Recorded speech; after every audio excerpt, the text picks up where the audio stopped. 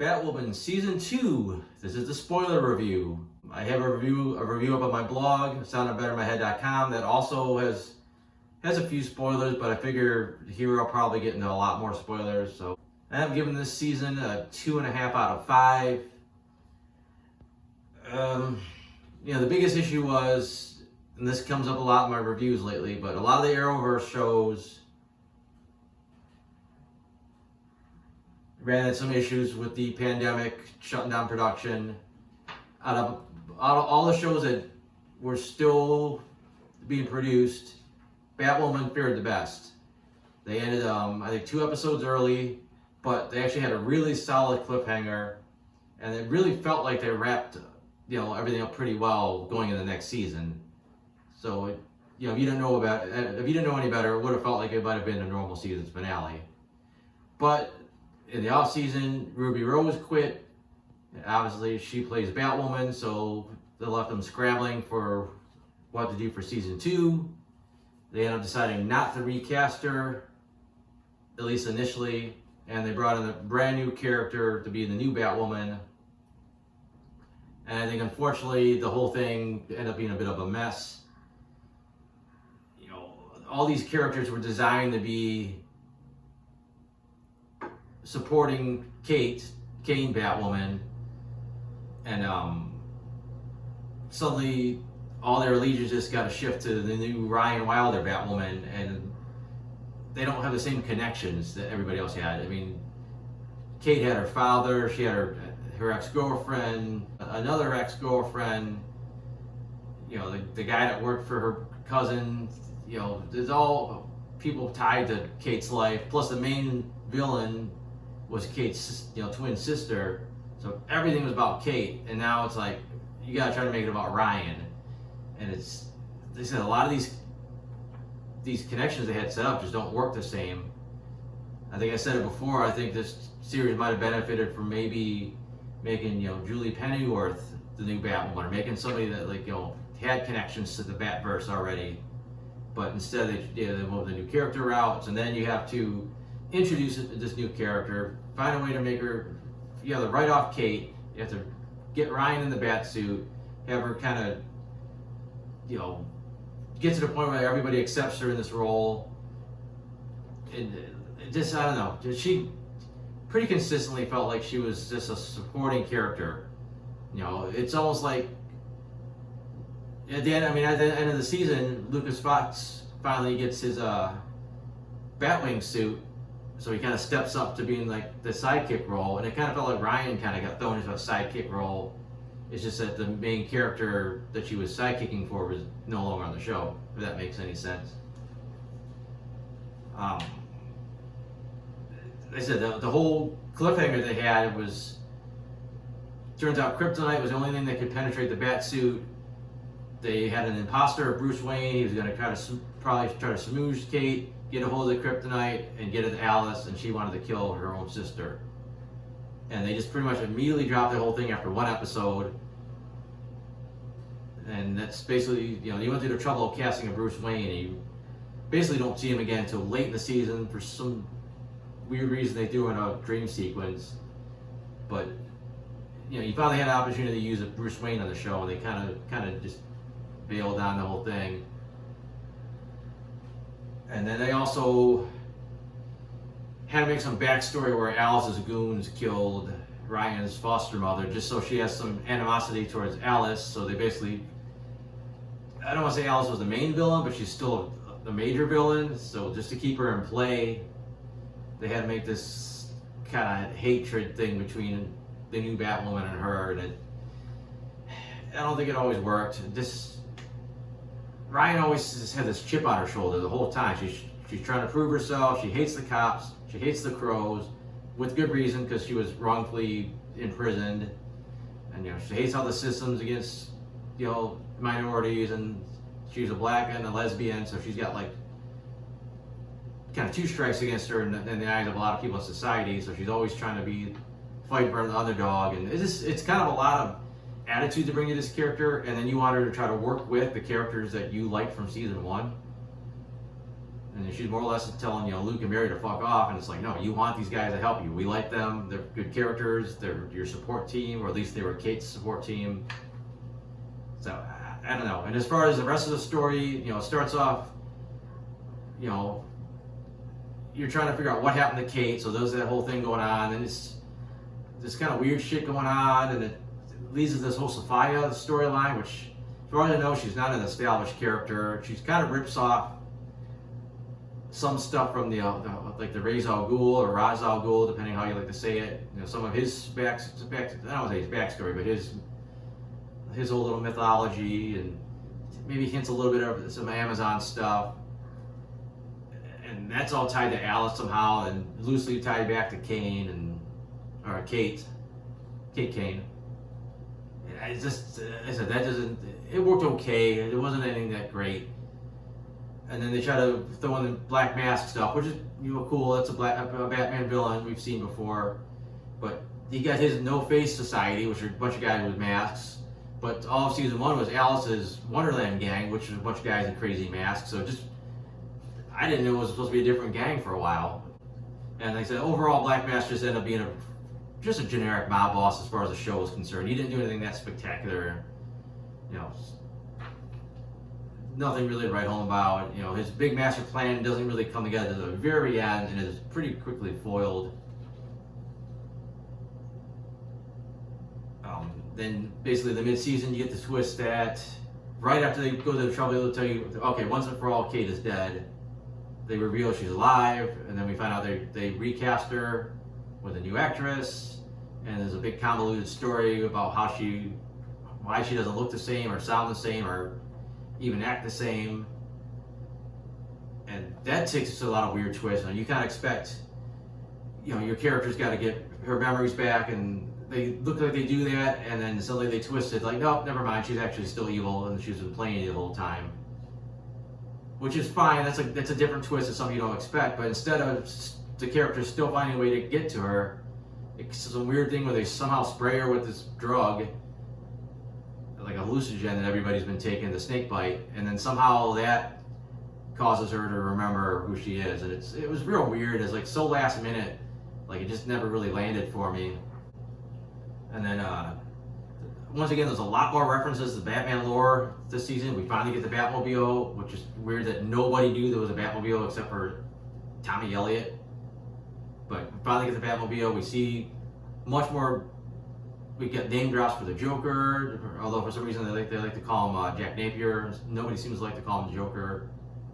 You got hints about the Penguin. You got hints of Mr. Freeze. Like they're kind of really hinting at Batman's rogues gallery. And there's a big Poison Ivy tease in the season finale. But from my understanding, the plan is that we're not going to see these established villains next season. It's just going to be random Gothamites finding these super weapons and doing their own thing with them, which is kind of corny. Doesn't really sound that promising to me, but I can't hold this against season 2, so I'm not going to really get into that too much. I don't think there's a ton else to say, just about the general stuff in the show. I might have already covered in my other review, so I'm just going to go ahead and go through my notes now. I was actually a little surprised the way they started things off. I thought we'd start off that Kate had been missing for a while, and they were still looking into it. I didn't think it was going to be like the plane crash immediately to start the season, and that's when she disappears. It was a little weird that everybody that met the fake Bruce Wayne fell for it except for Pennyworth. Like, I don't know, like everyone's just like supposedly knows him so well, and like she's the only one that figured it out. I've also mentioned that they got the new Batmobile. I think it looked pretty generic. This looked like some like regular car until at least Ryan spruced it up and added the red and the highlights to it. Then I think it looked pretty cool. It still looked just like a regular car, but I think overall it worked with the Bat logo on it. They had that weird thing where in the second episode where they had these poison bats, and for some reason the bats were biting these rats. Like, as far as I know, bats hunt insects or possibly even fruit. Don't know why they get infected and start biting rats for some reason, but that's what they went with. Also kind of odd how quickly Ryan figured out that Alice and Beth were the same thing. the same person. I thought there's a couple corny touches. Like there was a scene in that episode where Ryan's got to outrun all these bats, and she's barely doing it. Then she has time to stop and like stop this bus and kind of hijack it so that she could get the bats on the bus. Like suddenly she had all this extra time. I also thought it was cheesy that she goes through Kate's diaries and opens it up, and she just so happens to open up to the page where Kate's talking about how she saved a woman one night, and it happened to be Ryan. It's a little cheesy, a little overly convenient for the plot.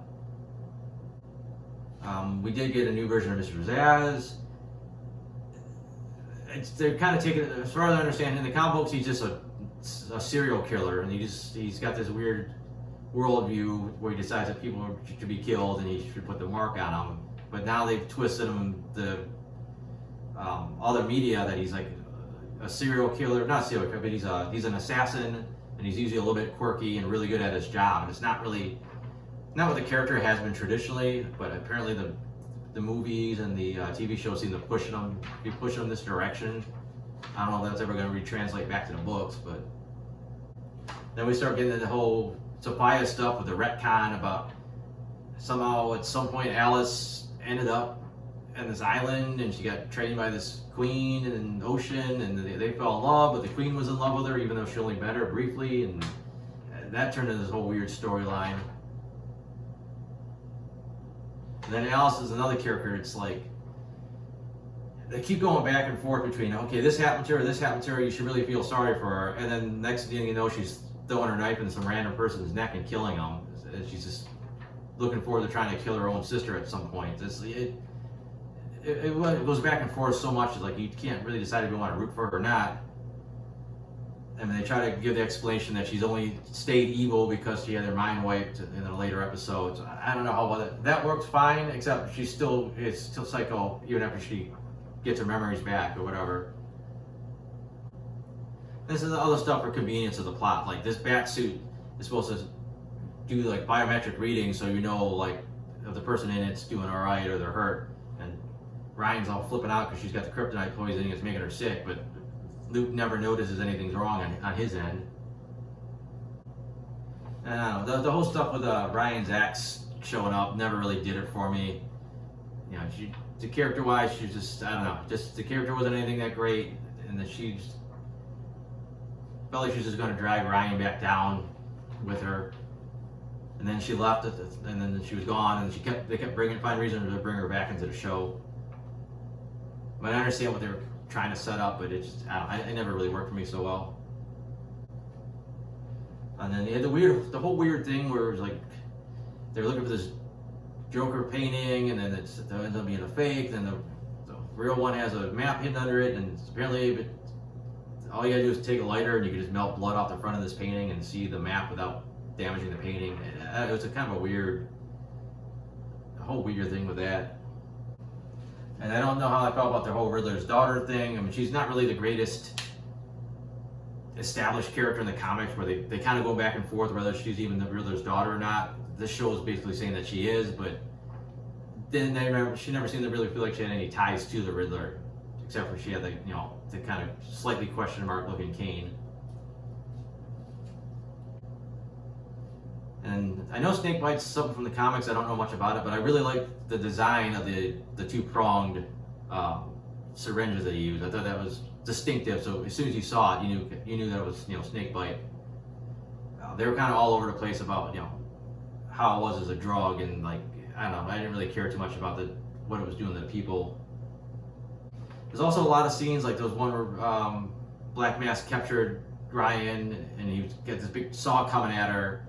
But they set it up so that the bat suit's supposed to be almost indestructible. There's only supposed to be a few things that could penetrate the bat suit. So is this saw gonna kill her or not? They seemed a little, they acted like it was going to, but supposedly, unless it's a kryptonite saw, she should have been fine. There's a decent twist that the villains tried to get Jacob Kane addicted to snakebite to kind of get him out of the picture. It seems like he would have reported it and like got something, he would have talked to some people or went to the hospital to flush the system out or something, instead of him just like, now I'm an addict because the bad guys jumped me. Julie Pennyworth had been thrown off course because of Enigma's daughter, and then she tricks her to leaving the country. And I liked the character. I thought she was a decent character. And then they never brought her back. No one ever bothered to let her know, like, hey, you were brainwashed into leaving town. You know, you want to come back, you know, you can. I thought there was one cool moment where Black Mask had some thugs that worked at a gun range, and they tied him up and put him down at the end of the thing, and they had him executed. Obviously, you know, off camera, but I thought that was a nice little twist of some villainy. And small nitpick, I thought it was weird that how quickly Alice recognized Beth in the bat suit in the first season, but it took her a long time to figure out that this was Kate posing as Black Mask's daughter, and especially since the mask that she was wearing covered everything but her eyes. And the eyes is how she figured out last time. It was just kind of weird. It took her so long, you know, to put two and two together on that. The whole Clue Master thing was okay, and the spoiler, I didn't think they really set her up enough to be anything fans would be wanting to have back, unless you're a fan of the comics and you know, a little bit about her storyline in the books. And if you don't know, she's Clue Master's daughter. She becomes a superhero known as the Spoiler. At one point, she becomes the new Robin, and she even becomes a Batgirl at some point down the road. The thing with the snake bite making zombies was cool, but then they tried to over-explain it that they're trying to eat somebody else's memories, but they weren't really eating their brains. They were just biting off random body parts. They kind of really quickly ramped the Crows up into somewhat corrupt occasionally to just totally like corrupt. I know they were trying to set up to basically disband the organization by the end of the series, but it seemed like it went from 0 to 100. It was a shocking episode, a shocking cliffhanger when Luke got shot. Really wasn't any major reason for Diggle to show up. You know, he just kind of tried to help Luke get back on course, Lucas, but seemed like one of the established characters could have did that just as easily. And then the season finale, it was so-so. I mean, Black Mask finally has this big master plan. We got this purge thing going on outside, and then everybody makes these Batwoman jack-o'-lanterns out of the black masks, and apparently that stopped the violence. And then, the bad guys all got defeated pretty quickly. And then the cliffhanger, the Poison Ivy cliffhanger, I said, was pretty cool if they were actually going that route. I didn't think the reveal that Ryan's mom was actually still alive was that great of a cliffhanger. I think that's all I gotta say. I think I went on way too long about this again.